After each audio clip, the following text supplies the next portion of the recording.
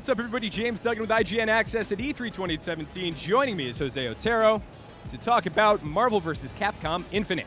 So the very first question I have is, in the previous games, we got kind of the trio, the tag team trio of heroes. You can tag them out, but in this game, there's only two. That's right. How do you feel about that decision? So far, I think it can be a positive change. I mean, I have to spend more time with the game, clearly, but I think it is very much a sign that Capcom is trying to make Marvel vs. Capcom a little easier to watch, a little easier to digest, more understandable. Like right now, I love the pace of Ultimate, but it is really, it's fast. It's a little bit too much. It almost borders on just that little extra that's excessive.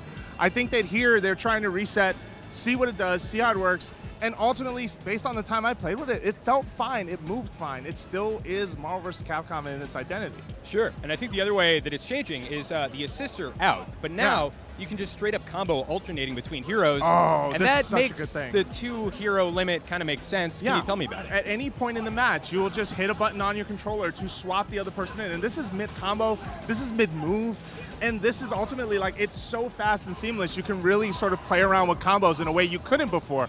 Before, you were calling in a certain person with a certain input. And some folks, like me, we're not good at doing that per se. I think that opening up that barrier for skill is still gonna have a skill ceiling that folks can aim for and be good at. But at the same time, open it up for folks like me to try and hang and try and learn and get better at the game.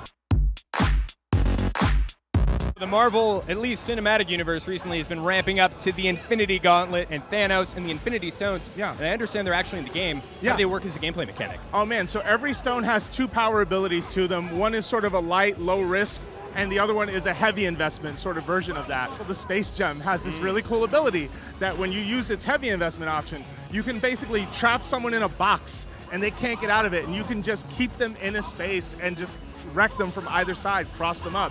I saw other alternate versions with Power Stone, for example, and how you'll have like a really quick rebound ability where you'll smack someone into the air, rebound them off the side of the screen back towards you. Like, there's some cool stuff. Basically, the light investment version is sort of a, here's one quick thing you can do, and then the other is, this is where you can go nuts and really sort of play around with the combo game and experiment.